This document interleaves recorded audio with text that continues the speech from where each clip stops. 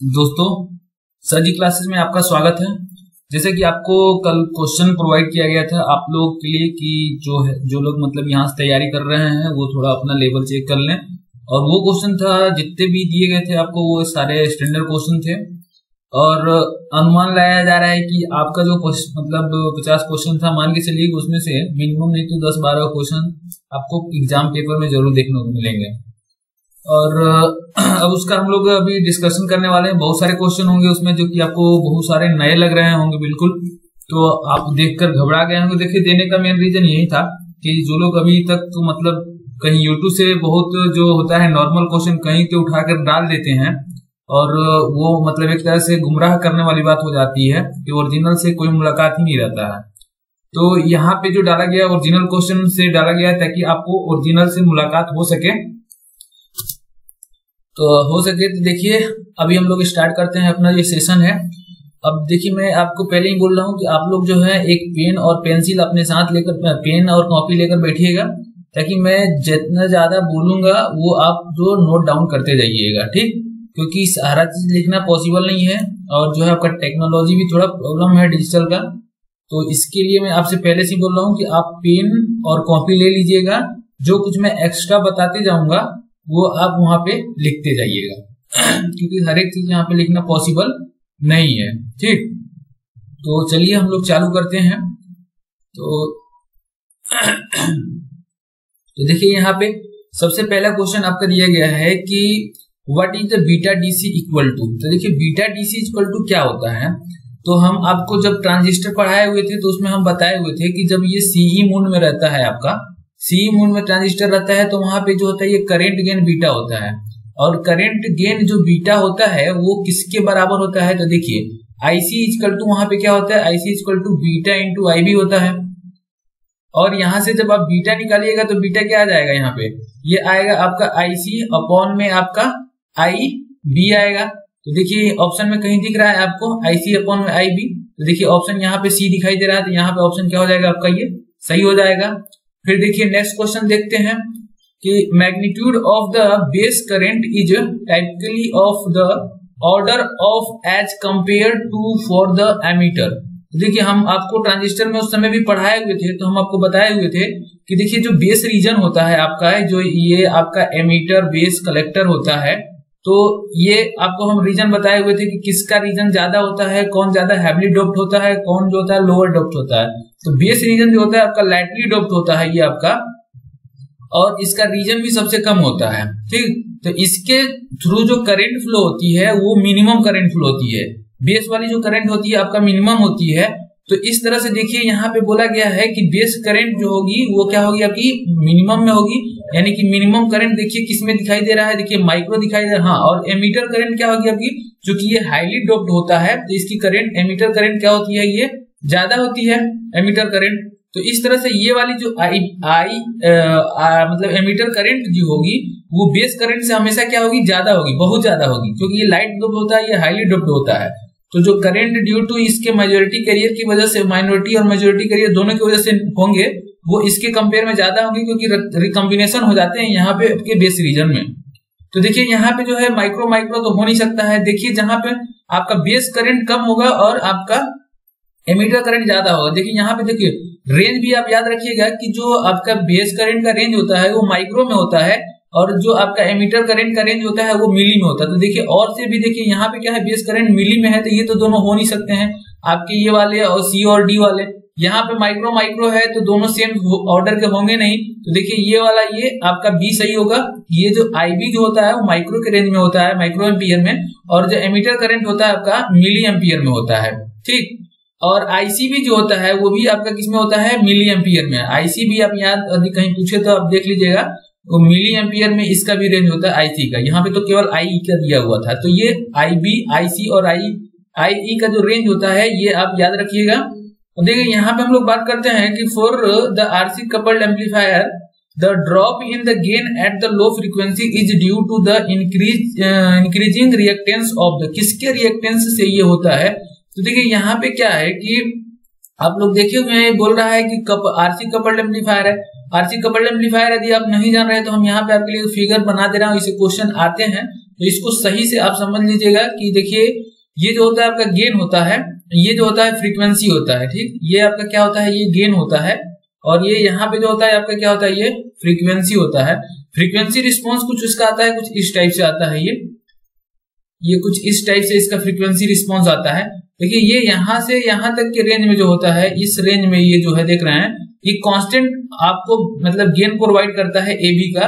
लेकिन ये वाला जो रीजन होता है, देखिए यहाँ पे क्या होता है कि यहाँ पे जैसे आप फ्रीक्वेंसी इधर बढ़ाइएगा तो गेन क्या है, मतलब इधर बढ़ रहा है, और इस वाले रीजन में आप देख रहे हैं गेन क्या है, आपका बढ़ाने पर फ्रीक्वेंसी घट रहा है। तो ये जो फिनोमेना होती है ड्यू टू आपका जो ये जो आपके लार्ज कैपेसिटर होते हैं, ये जो लार्ज कैपेसिटर होते हैं ये इसकी वजह से होती है। तो डायरेक्ट पूछा जाता है कि ये जो होता है आपका फ्रीक्वेंसी बढ़ाने पे ये इंक्रीज होता है आपका गेन, वो किसकी वजह से, तो लार्ज कैपेसिटेंस की वजह से। और लार्ज कैपेसिटेंस में कौन कौन होते हैं, देखिए कपलिंग कैपेसिटर, लार्ज कैपेसिटेंस में कपलिंग कैपेसिटर होता है, एमीटर कैपेसिटर होता है, बाईपास कैपेसिटर जिसको बोलते हैं CE को, इसको आपको बाईपास और कपलिंग कैपेसिटर।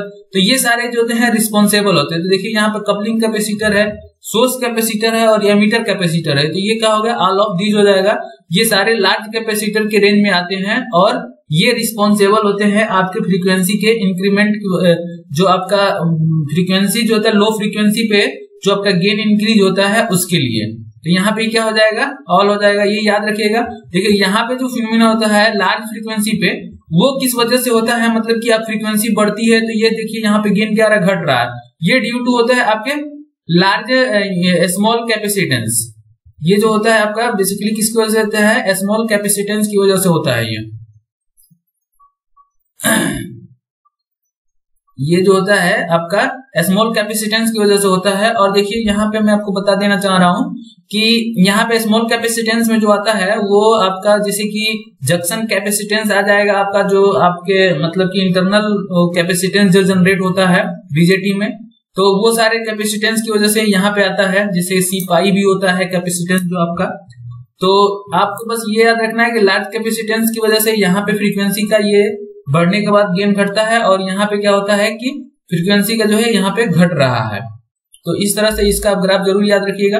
अब देखिए full form of the UPS का पूछा गया है, तो ये तो आप लोग जानते ही होंगे कि अनइंटरप्टेड पावर सप्लाई होता है, जो कि हर एक मतलब कि आपके CPU क्या कहलाता है, सिस्टम के साथ रहता है। तो इसका फुल फॉर्म आप लोगों को अच्छी तरह से मालूम होगा, अनइंटरप्टेड पावर सिस्टम। अब देखिए नेक्स्ट क्वेश्चन, अब देखिए यहाँ पे क्या है कि 4 बिट रजिस्टर आपको दिया गया है, इनिशियली वैल्यू जो दिया गया है 1101 है, और बोला जा रहा है कि आपको 2 टाइम्स जो है इसको शिफ्ट किया जा रहा है right with the serial input. और ये आपका सीरियल इनपुट है, 2 बार शिफ्ट किया जा रहा है, और वो भी आपका राइट शिफ्टिंग हो रही है। तो देखिए राइट शिफ्टिंग जब भी होती है, जैसे आप मान लेते हैं कि आपके पास यहाँ पे मैं आपको बता रहा हूँ, यदि ये इनिशियल वैल्यू है 4 बिट का 1101 है, यदि आपको ये वाली वैल्यू इसमें क्या करनी है, आपको डालनी है, जैसे कि ये वाली वैल्यू है 1 0 1 1 और 0 1, यही वाली वैल्यू है। यदि फर्स्ट क्लॉक की बात किया जाए तो फर्स्ट क्लॉक में ये वाला वैल्यू जो आएगी यहाँ पे आएगी आपकी, ये आपके MSB बिट आएगा, इसका LSB इसका MSB पे आएगा। ये वाली वैल्यू आपकी यहाँ शिफ्ट हो जाएगी, ये वाली वैल्यू यहाँ शिफ्ट होगी और ये वाली वैल्यू यहाँ शिफ्ट होगी। ये आपका फर्स्ट क्लॉक जब चलेगा, ये वाली फर्स्ट क्लॉक की बात हो रही है। ये बोला गया 2 टाइम्स जो है राइट शिफ्ट हो रहा है। अब देखिए फिर ये वाली वैल्यू कहाँ आएगी आपकी, ये वैल्यू यहाँ पे आएगी, यानी कि ये 0 यहाँ पे आएगा, ये देखिए 0 यहाँ पे आएगा, ये फिर देखिए ये वाली 1 यहाँ आएगा, ये 1 यहाँ आएगा और ये 1 यहाँ आएगा, बाकी जो ये ओवरलैप हो जाता है। तो ये देखिए क्या आएगा, सेकेंड शिफ्ट के बाद ये आ रहा है। अब देख लीजिए आंसर में कहाँ पे ये मैच कर रहा है, वही आपका आंसर हो जाएगा। देखिए 111 किस में है, पहला ही में देखिए 111 और किसी में नहीं है। तो यही आप एक ही को देखकर आपको टिक मारकर आगे बढ़ जाना चाहिए था, सेकंड करने की जरूरत नहीं थी, लेकिन हम आपको बताने के लिए बता दिए हैं। तो देखिए यहाँ पे हो सकता है कहीं 2 में रहता ऐसा, तो आपको ये सेकंड वाला भी निकालना पड़ता। तो ये इस तरह से देखिए आपका ये क्या हो जाएगा, आंसर हो जाएगा। अब देखिए नेक्स्ट की बात करते हैं हम लोग। नेक्स्ट में आपका क्या है यहाँ पे कि Wien bridge oscillator can be typically generated frequency in the range of. देखिए वेन ब्रिज ऑसिलेटर के बारे में आप लोग थोड़ा बहुत जानते होंगे, नहीं जानते हैं कोई बात नहीं, हम यहाँ पे बता दे रहे हैं आपको। वेन ब्रिज जो ऑसिलेटर बेसिकली होता है, तो देखिए ऑसिलेटर जो होते हैं आपके बेसिकली जो होते हैं 2 टाइप के होते हैं ऑसिलेटर। एक जो होता है आपका रेडियो वेव होता है और एक जो होता है ऑडियो होता है। तो जो ऑडियो वेव फ्रीक्वेंसी जनरेटर होता है वो क्या करता है कि लो फ्रीक्वेंसी जनरेट करता है, किलो से आपका मेगा के रेंज में करता है। मेगा के अपर में जो करता है वो आपका रेडियो वेव करता है, जैसे हॉटले ऑसिलेटर हो गया, कॉलपिट ऑसिलेटर हो गया आपका, और भी जैसे कि एक और भी ऑसिलेटर का आता है रेंज, ये जो कि मतलब कि हाई फ्रीक्वेंसी मतलब रेडियो फ्रीक्वेंसी जनरेट करने के लिए आते हैं।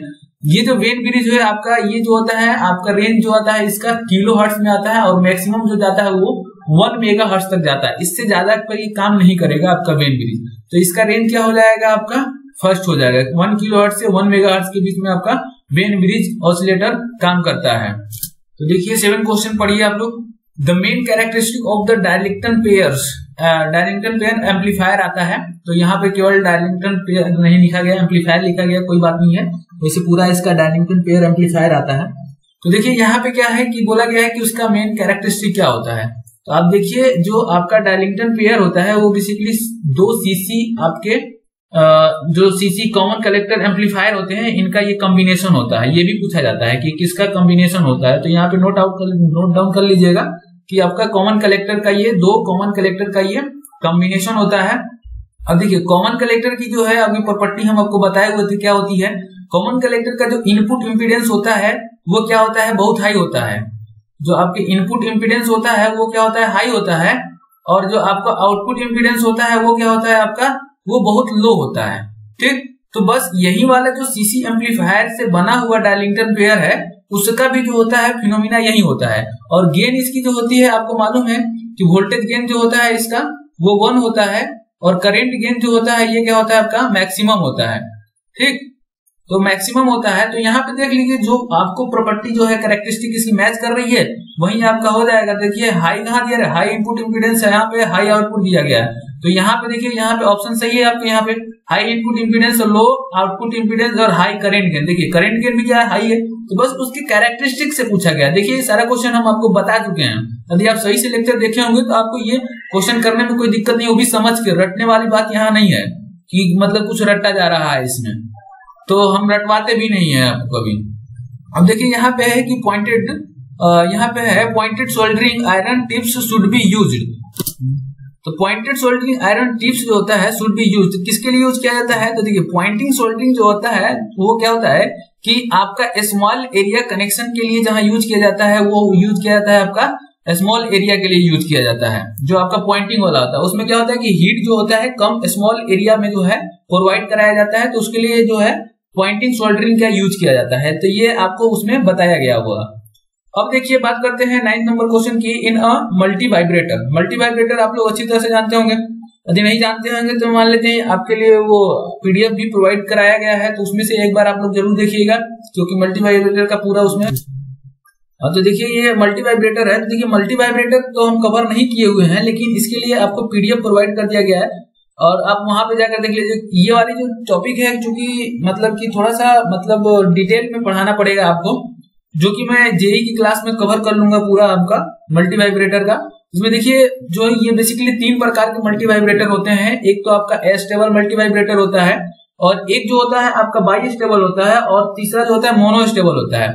अस्टेबल जो होता है उसमें क्या होता है कि कोई उसका स्टेबल स्टेट नहीं होता है। मोनो स्टेबल में एक उसका स्टेबल स्टेट होता है, बाकी बाई स्टेबल में 2 स्टेबल स्टेट होते हैं।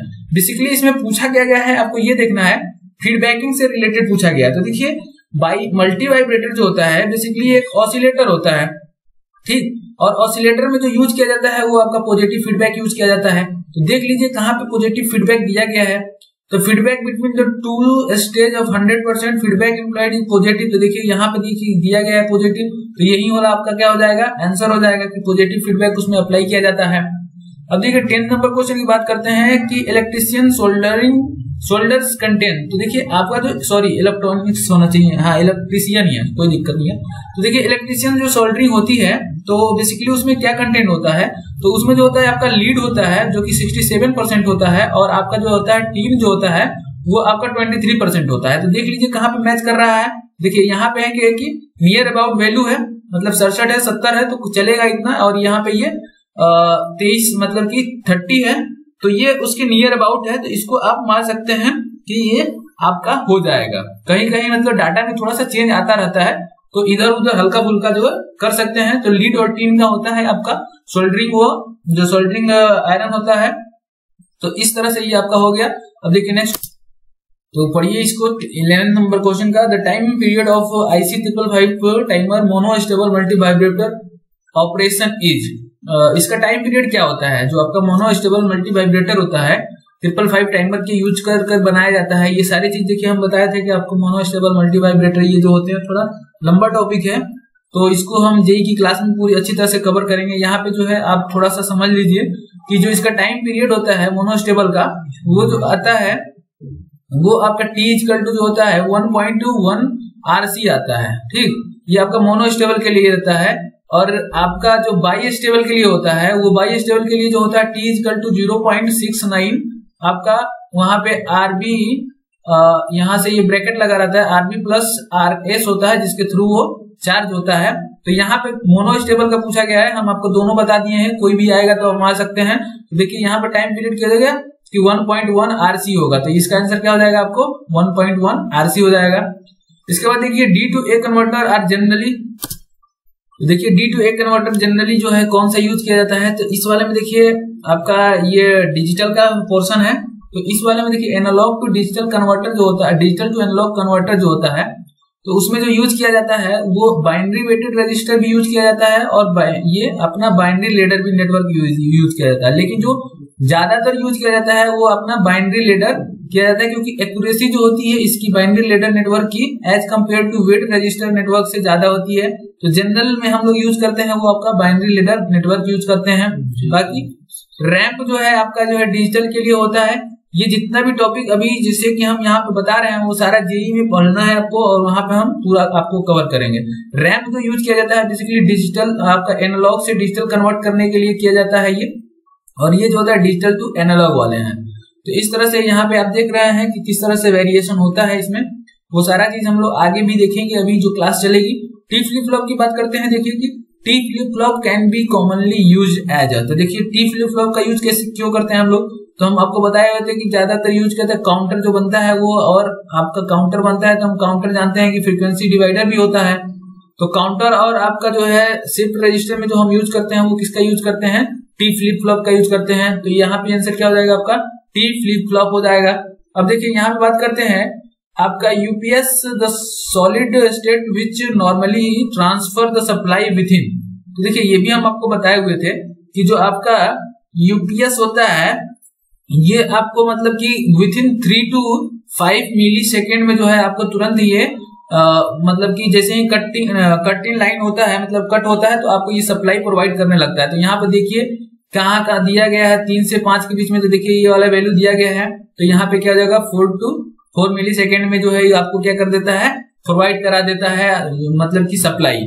तो ये बहुत कम टाइम लेता है, इन्वर्टर इसके कंपेयर में बहुत ज्यादा लेते हैं। तो वहां पे हम आपको बताए थे कि यूपीएससी और इन्वर्टर में क्या अंतर है। फिर नेक्स्ट क्वेश्चन तो ये देखिए माइक्रो कंट्रोलर हम आपको पढ़ाए हुए थे, और माइक्रो कंट्रोलर से यहाँ से क्वेश्चन बन रहे हैं।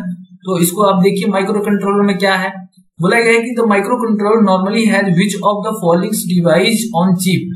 तो जनरली उसके चिप पे मतलब कि नॉर्मली जो होता है कौन सा डिवाइस लगा रहता है। देखिए उस पे जो है आपके चिप पे आपको मालूम होगा कि चिप के अंदर जो होता है रैम रोम टाइमर सब लगा रहता है उस पे। ठीक, रैम रोम टाइमर सब लगा रहता है। बोल रहा है कि कौन सा मतलब कि नॉर्मली लगाया जाता है। तो ये थोड़ा सा एम्बिग्युइटी है इस वाले क्वेश्चन में, क्योंकि देखिए जिस तरह से क्वेश्चन पूछा गया है उस हिसाब से 2 सेंस यहाँ पे बन सकते हैं। यदि मान लेते हैं कि क्वेश्चन जो बनाने वाले हैं उसके दिमाग में हुआ होगा कि यदि सीपीयू जो होता है आपका, सीपीयू से यदि मान लेते हैं कि वो कंपेयर करके क्वेश्चन पूछा होगा, तब तो आंसर इसका जो हो जाएगा रोम हो जाएगा, क्योंकि माइक्रो कंट्रोलर में रोम होता है और आपको माइक्रो प्रोसेसर में रोम नहीं होता है। ये एक सेंस बनता है कि मतलब इस टाइप से यदि वो क्वेश्चन मतलब बनाया होगा। तो दूसरा बात है कि आपका नॉन ऑफ दिस भी इसमें दिया गया है, तो आपका ये भी क्वेश्चन मतलब आंसर हो सकता है। देखिए तो कभी कहीं क्वेश्चन में थ्योरेटिकल में ऐसा आता है कि मतलब कि लगेगा कि भाई ये अपने से सेंस करके क्या मारना है, तो वहां पे थोड़ा सा आपको जो है रिस्क लेना पड़ता है, क्योंकि वो क्वेश्चन बाद में क्या होता है कि गलत भी हो जाता है और वो सबके लिए नंबर मिल जाते हैं। तो इस तरह से जो है आप यहाँ पे जो है रोम मार सकते हैं एज मतलब कंपेयर कीजिएगा सीपीयू से, क्योंकि सीपीयू में जो होता है आपका रोम नहीं होता है। यदि इस तरह से नॉर्मल क्वेश्चन की तरह बिहेव कीजिएगा तब यहाँ पे नॉन ऑफ दीज होगा। तो यहाँ पे आप दोनों को मतलब कि अभी लेकर चल सकते हैं। वैसे इस टाइप की एम्बिग्युइटी नहीं आने वाली है पेपर में, ठीक, इसको बाद में कभी ना कहीं सुधारा गया होगा क्योंकि उसमें रैम रोम टाइमर सब होते हैं एक ही चिप पे। अब देखिए दूसरी बात करते हैं यहाँ पे कि 8051 has of one chip on chip program memory and dash of one chip data memory. देखिए यहाँ पे बेसिकली क्या है, डेटा मेमोरी है और यहाँ पे क्या है, प्रोग्राम मेमोरी है। यदि आप माइक्रो कंट्रोलर का आदि देखे होंगे लेक्चर तो हम आपको एकदम क्लियर बताए थे कि प्रोग्राम मेमोरी जो होती है वो आपकी 4 किलोबाइट की होती है। ये प्रोग्राम मेमोरी कितनी होती है, 4 किलोबाइट की, जो कि आपको स्टोर क्या स्टोर करती है ये, तो ये आपका प्रोग्राम स्टोर करने के लिए यूज किया जाता है। डेटा मेमोरी यहाँ पे है, ये आपका 128 बाइट का यूज किया जाता है, ये भी हम आपको बताए हुए थे। तो देख लीजिए ऑप्शन में कहाँ मैच कर रहा है, देखिए ऑप्शन बी आपका मैच कर रहा है। बाकी जो इससे रिलेटेड कंपैरिजन है और आपका जो है एड्रेसिंग मोड वो मैं इसके स्लाइड के नीचे जो है बनाया हूं तो हम आपको दिखा दूंगा एक बार। वैसे मैं आपको यहाँ पे स्लाइड से दिखा भी, देखिए स्लाइड से मैं आपको दिखाई दे रहा है, कंपैरिजन है इनमें 8051 और 8052 में। तो देखिए यहाँ पे क्या है 805, ये भी आप याद रखिएगा कि जो आपका रोम का साइज होता है, ये जो आपका रोम का साइज होता है वो कितना होता है रोम का साइज, तो देखिए रोम का साइज जो होता है आपका 4 किलोबाइट का होता है और ये जो होता है 8052 का आपका 8 किलोबाइट का होता है। आपका रैम का जो होता है 128 का होता है और ये आपका 256 यानी कि इसका जस्ट डबल का होता है। तो इस तरह से जो है आप ये देखिए इसका कंपैरिजन है, आप लोग जो है इसको एक बार जरूर पढ़िएगा क्योंकि यहाँ पे मैं पूरा कंपैरिजन आपको दिया हूँ। तो ऊपर मैं बता दे रहा हूँ, बाकी स्लाइड नीचे जब आप लोग जाइएगा तो आपको ये दिख जाएगा कि यहाँ पे जो है किया गया है आपको। तो इस तरह से आप इसको क्या कर सकते हैं एक बार, तो देखिए यहाँ पे देखते हैं हम लोग क्वेश्चन, वो सारा जो हम आपको कंपैरिजन करवाए हैं वो नीचे है जो कि पहले भी बता चुके हैं। तो देखिए यहाँ पे क्या है 8051 है तो 8 किलोबाइट का आपका वो रहेगा, यानी कि इसका आंसर हम लोग देख चुके थे कि बी होगा। इसके बाद देखते हैं 8051 हैज, देखिए यहाँ पे 2 टाइमर लगे रहते हैं 8051 में और आपको 3 टाइमर 8052 में लगे रहते हैं, तो ये आप याद रखिएगा।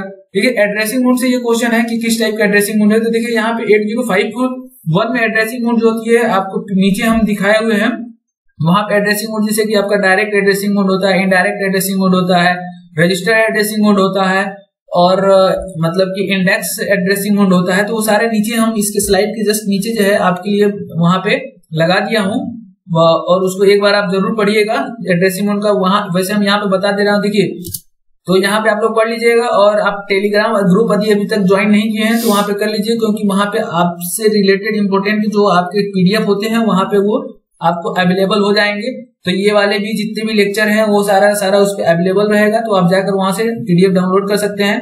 देखिए यहाँ पे जो है यहाँ पे हैज एक शो किया गया है, देखिए हैज जो शो किया गया है ये शो करता है कि ये जो दिया है वह गिवन, मतलब ये दिया गया डाटा जो है वो बेसिकली क्या है, ये मतलब एक डेटा है ना कि एड्रेसिंग है, क्योंकि इस तरह से केवल लिख दिया जाएगा तो ये हो सकता है एड्रेस भी होगा और हो सकता है डाटा भी होगा। तो इसी में मतलब क्लियर करने के लिए यहाँ पे जो है हैज लगा दिया जाता है कि ये एड्रेस नहीं है, ये जो है आपका डाटा है। और ये जो इस तरह से जो लिखा जाता है जो कि डायरेक्ट डाटा दिया जाता है इंस्ट्रक्शन में, वो होता है आपका इमीडिएट एड्रेसिंग मोड। तो देखिए यहाँ पे एड्रेसिंग मोड कौन सा हो जाएगा, इमीडिएट एड्रेसिंग मोड हो जाएगा। अब बात करते हैं देखिए रजिस्टर एड्रेसिंग मोड में, वो आपके डायरेक्ट एड्रेसिंग मोड में क्या होता है, तो यहाँ पे कुछ नहीं लिखा जाता है डायरेक्ट, जैसे कि ये 14S लिख दिया, जैसे इस तरह से लिख सकते हैं इसको कि मूव A40H, तो ये आपका क्या हो जाएगा, ये डायरेक्ट आपका ये जो हो जाएगा आपका डायरेक्ट एड्रेसिंग मोड हो जाएगा, ठीक। और यहाँ पे यदि हैज लग गया तो इमीडिएट हो गया। रजिस्टर वाले में क्या होता है कि डायरेक्ट आपको लिखा रहेगा रजिस्टर वाले में कि आपका ये जैसे कि मूव A, ठीक, और ये आपका दिया गया है कि रजिस्टर से ये मूव कर रहे हैं। ये जो होता है आपका डेस्टिनेशन होता है, ये जो होता है आपका सोर्स होता है, कहाँ से कौन मूव कर रहा है, तो सोर्स डेस्टिनेशन जो हमेशा सोर्स टू डेस्टिनेशन जो है मूव किया जाता है। तो इस तरह से आपको ये सारी चीजें याद होनी चाहिए। अब देखिए बात करते हैं, तो यहाँ पे देखिए आप लोग यहाँ पे देख लिया एड्रेसिंग मोड, और अभी मैं आपको नीचे दिखा भी दे रहा हूँ एड्रेसिंग मोड का। देखिए यहाँ पे एक कंपैरिजन है 8051 और 8052 में, ये सारे चीज जो पहले मैं बता चुका हूँ। 8052 का तो नहीं बताया लेकिन 8051 का बता दिया हूँ। लेकिन यहाँ पे देखिए एड्रेसिंग मोड, यहाँ पे 8051 जैसे इमीडिएट एड्रेसिंग मोड है, तो देखिए यहाँ पे क्या है कि हैज यूज किया जाता है यहाँ पे एड्रेसिंग मोड में। तो यहाँ पे देखिए यहाँ पे आपको दिख रहा होगा कि जो इमीडिएट एड्रेसिंग मोड में हमको दिखाया हुआ, देखिए इस वाले में क्या होता है हैज लगा रहता है, ये बताता है कि आपका डेटा है, रजिस्टर एड्रेसिंग मोड की बात करें तो देखिए रजिस्टर एड्रेसिंग मोड में ये यहाँ पे दिखाया गया है कि ये आपका यहाँ पे क्या है, ये देखिए यहाँ पे इसमें ये मूव हो रहा है, तो ये आपका डायरेक्ट ये रजिस्टर है और यहाँ पे एक्यूमुलेटर में ये क्या हो रहा है, मूव हो रहा है। तो इस तरह से ही रजिस्टर एड्रेसिंग मोड हो जाता है। इसी तरह यदि हम बात करते हैं और नेक्स्ट जैसे कि आपका जो एड्रेसिंग मोड होता है तो उस वाले में जो होता है क्या होता है, एक डायरेक्ट होता है और एक जो होता है आपका इंडेक्स वाला होता है। तो वो भी देखिए यहाँ पे डायरेक्ट वाले में यहाँ पे दिखाया गया है। तो डायरेक्ट वाले में देखिए डायरेक्ट ये जो है क्या है, यहाँ पे दिया गया है वो एड्रेसिंग है, यानी कि यहाँ पे डेट मतलब हैज का कोई चिन्ह नहीं है, इसका मतलब क्या है, ये एड्रेसिंग है। तो इमीडिएट और एड्रेस में कंफ्यूजन मतलब कि ज्यादा होता है, इसलिए हम आपको यहाँ पे ज्यादा जोर देकर बता रहे हैं, क्योंकि हो सकता है डायरेक्ट वाला इस पर पूछ दे और हैज लगा कर दे, तो आप जो है इसको समझ लीजिएगा कि नहीं वो आपका डायरेक्ट एड्रेसिंग मोड है। अब देखिए नेक्स्ट बात करते हैं हम लोग आपका रजिस्टर। तो देखिए इसको देखते हैं, तो यहाँ पे है आपका कि क्वेश्चन पे यहाँ पे थे, अब बाकी सारा आप देख लीजिएगा जो आपका मतलब नीचे दिया गया है उसको एक बार आप अच्छी तरह से पढ़ लीजिएगा। अब देखिए यहाँ पे कि विच इज नॉट मतलब कि पॉइंटिंग डिवाइस, कौन इसमें पॉइंटिंग डिवाइस नहीं पूछा गया है। तो देखिए पॉइंटिंग डिवाइस में जैसे माउस होता है आपका, ये पॉइंटिंग डिवाइस में आता है, लाइट पेन भी आता है, इसके बाद देखिए यहाँ पे जॉयस्टिक भी आता है, कीबोर्ड जो होता है ये आपका इनपुट डिवाइस तो है लेकिन ये क्या है, पॉइंटर डिवाइस नहीं है। तो इस तरह से ये इसका आंसर हो जाएगा। देखिए यहाँ पे दिया गया है 8052 माइक्रो कंट्रोलर्स हैज, देखिए 80 यहाँ पे 2 की बात किया गया है, तो 2 वाले में जो होता है आपका हमने बताए थे कि यहाँ पे जो रोम की साइज जो होती है वो क्या हो जाती है, डबल हो जाती है। तो यहाँ पे क्या हो जाएगा, 8 किलोबाइट का हो जाएगा। वैसे आप नीचे वाले में अभी देखिएगा।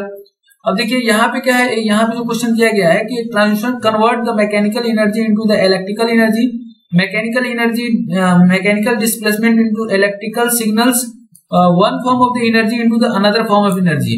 तो देखिए यहाँ पे जो एग्जैक्ट इसका होगा आंसर, वो आपका वन फॉर्म ऑफ एनर्जी को वो क्या करता है, ट्रांजिस्टर वो अनदर फॉर्म ऑफ एनर्जी में कन्वर्ट करता है। तो इसका एग्जैक्ट आंसर आपका क्या हो जाएगा, आपका 3 हो जाएगा। देखिए जो ट्रांसड्यूसर का है पीडीएफ जो है आपका फाइल, वो जो टेलीग्राम ग्रुप है वहां पे आप लोग जाकर देख लीजिएगा, डाउनलोड कर लीजिएगा, क्योंकि ट्रांसड्यूसर से क्वेश्चन पूछे जा रहे हैं और ट्रांसड्यूसर का हम वहां पे पीडीएफ प्रोवाइड करते हैं। वीडियो बनाने का तो टाइम नहीं मिल पा रहा है इसलिए नहीं बन पा रहा है, लेकिन बन चुका है, वीडियो भी बन चुका है। तो इस तरह से आप लोग जो है वहां जाकर वीडियो भी देख लीजिएगा। डिटेल जो है आपका जेई में बताया जाएगा वीडियो के बारे में, ये जो जितने भी ट्रांसड्यूसर हो और जो भी छूट रहे हैं वो सारा चीज हम लोग वहां पे कवर कर लेंगे।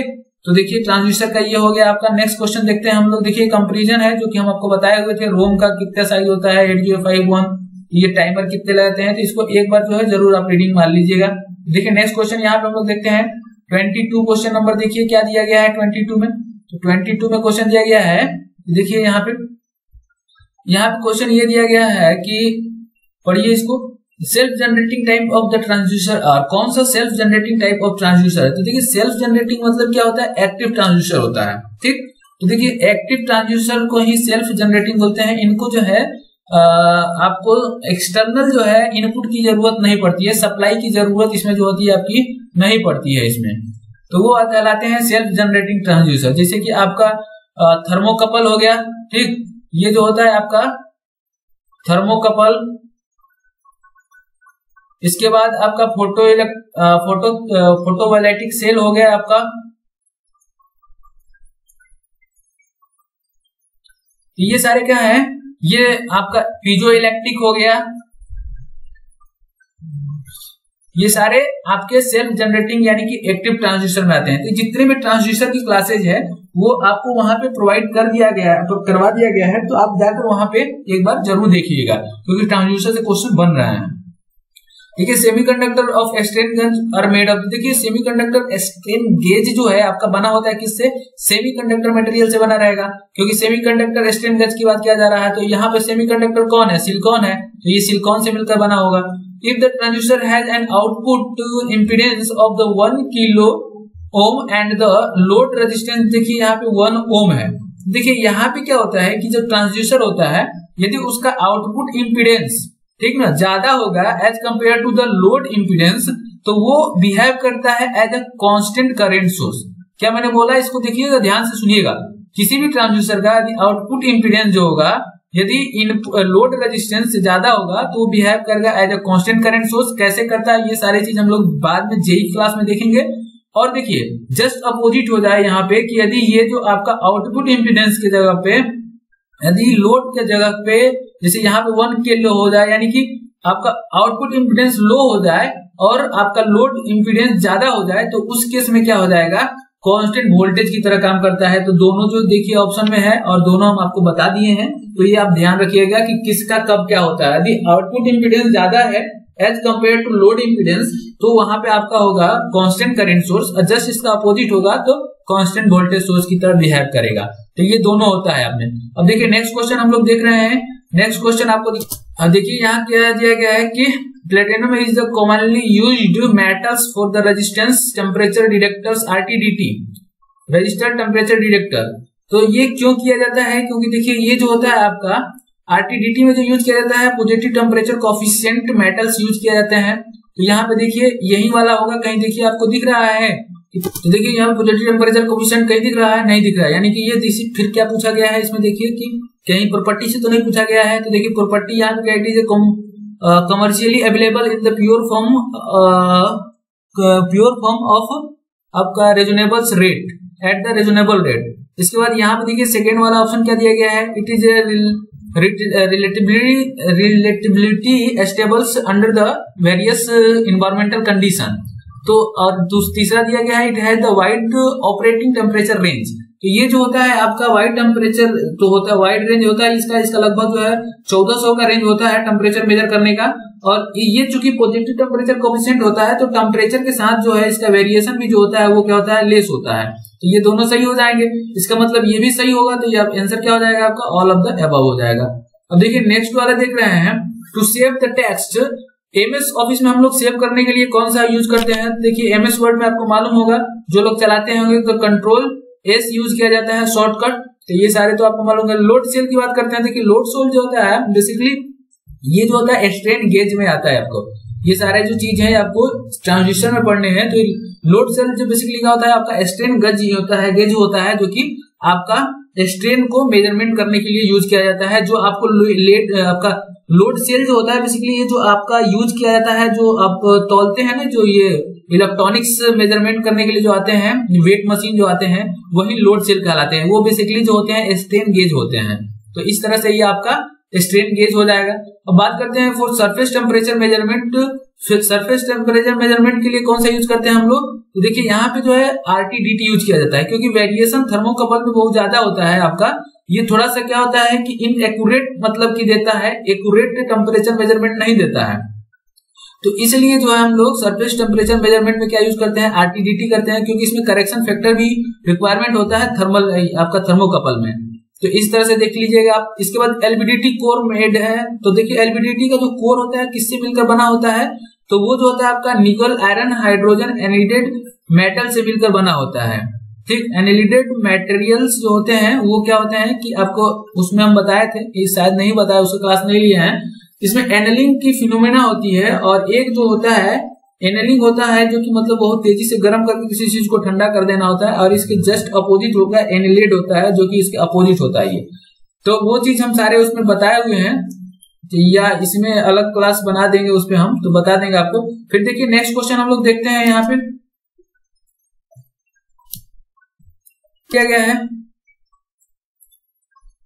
तो यहाँ पे देखिए, यहाँ पे आपका बोला गया है कि the dynamic characteristic of the capacitance transistors similarly to those of. तो वो जो डायनेमिक कैरेक्टरिस्टिक्स होता है आपका कैपेसिटिव ट्रांजिस्टर का, वो बेसिकली हाई पास फिल्टर होता है। क्या होता है आपका, वो हाई पास फिल्टर होता है। कुछ उसका कैरेक्टरिस्टिक जो आता है वो कुछ इस टाइप से आता है, उसका ये इस टाइप से आता है ये कैरेक्टरिस्टिक। तो ये क्या होता है आपका हाई पास फिल्टर जैसा आता है। अब देखिए DC to DC converter chopper, ये भी देखिए आपके लिए वीडियो बना दिया गया है। यदि जो लोग देखे होंगे तो वो आराम से इसको कर सकते हैं। देखिए DC टू DC कन्वर्टर क्या होता है, ये only step up step down DC voltage. तो देखिए स्टेप अप स्टेप डाउन दोनों इसमें होता है। तो देखिए यहाँ पे ये ऑप्शन दिया गया है, जिस स्टेप अप वाले को बूस्ट कन्वर्टर बोलते हैं और डाउन वाले को बक बोलते हैं, और दोनों का भी होता है कि दोनों करता है उसको उनका। तो वहां पे आप वीडियो भी इसका बन चुका है, तो आप देख लीजिएगा वहां पे। अब देखिए यहाँ पे 32 है, यहाँ पे ये क्या दिया गया है, देखिए इसको कि dash language is use to create the web page. Web page किससे किया जाता है, तो HTML यूज किया जाता है, हाइपरटेक्स्ट मल्टीपल लैंग्वेज, तो उसका यूज करके बनाया जाता है। देखिए यहाँ पे नेक्स्ट क्वेश्चन है क्या आपका कि dash use to create the presentation. तो पावर पॉइंट में हम लोग बनाते हैं भाई प्रेजेंटेशन, उसी में बनाते हैं। इसके बाद यहाँ पे देखिए it display the text in all the slides in the presentation. तो देखिए आउटलाइन जो होता है आपका वो स्लाइड में दिखाया जाता है। ये सारे चीज तो आप अच्छी तरह जानते होंगे। What is the difficult PowerPoint presentation extension shape? तो देखिए इसका जो आपका पावर पॉइंट का एक्सटेंशन शेप होता है किसमें किया जाता है, पावर पॉइंट का, तो यहाँ पे पीपीटी में किया जाता है। इसके बाद देखिए नेक्स्ट क्वेश्चन जो है in DC chopper the wave form for input and the output voltage are respectively. तो देखिए वेव फॉर्म जो होता है आपका इस वाले में इनपुट और आउटपुट के रिस्पेक्ट में देखा जाए तो इनपुट का कंटिन्यूअस होता है और आउटपुट क्या होता है आपका डिसकंटिन्यूअस मिलता है आपको। ये हम बताए हुए थे चॉपर वाले में, तो इस तरह से आप देख लीजिएगा वहां से वीडियो जाके। A single phase the voltage source square wave inverter feed pure inductor load the waveform of the load current will. तो वेवफॉर्म कैसा होगा, देखिए यहाँ पे क्या किया गया है कि आपका पूछा गया है कि waveform of the load current देखिए इंडक्टर पे जो है अप्लाई कीजिएगा आप। तो आप जानते हैं कि ये जो होता है इंडक्टर के थ्रू करंट जो होता है 1/L VDT होता है। ये होता है आपका, जब ये V जो है आपका स्क्वायर वेव होगा तो स्क्वायर वेव का जब आप इंटीग्रेट कीजिएगा, जब ये स्क्वायर वेव होगा तो आपको ये क्या मिल देगा, ये आपको ये रैंप देगा, यानी कि ये आपका ट्रायंगुलर वेव देगा। तो देखिए ये कहीं आपका इस टाइप से देगा, ये पॉजिटिव के लिए पॉजिटिव स्लोप, नेगेटिव के लिए नेगेटिव स्लोप देगा। तो ये ट्रायंगुलर कहाँ दिखाई दे रहा है, यहाँ पे दिखाई दे रहा है, तो ये आपका क्या हो जाएगा ट्रायंगुलर हो जाएगा। देखिए डीवीडी स्टैंड फॉर, तो आपको मालूम है कि डिजिटल वर्सेटाइल डिस्क भी इसको बोला जाता है। तो देखिए यहाँ पे कहाँ पे दिखाया गया है, यहीं पे दिखाया गया है, तो यही आपका आंसर हो जाएगा। अब देखिए 39 क्वेश्चन देखते हैं। 39 में क्या दिया, 39 क्वेश्चन देखिए क्या दिया गया है कि डैश इज शॉर्टकट की combination to print the data. देखिए प्रिंट डाटा किसके करने के लिए किया जाता है, तो कंट्रोल प्लस पी जो होता है आपका वो आपका प्रिंट के लिए किया जाता है। तो ये सारे शॉर्टकट आप नहीं पढ़ेंगे तो जरूर पढ़िएगा। कॉपी के लिए क्या किया जाता है, राइट के लिए क्या किया जाता है, लेफ्ट के लिए क्या किया जाता है, रिप्लेस के लिए क्या किया जाता है, सेव के लिए क्या किया जाता है। ये सारा डाटा यदि नहीं पढ़े हुए हैं तो आप कंप्यूटर पे आप जरूर पढ़ लीजिएगा इसको।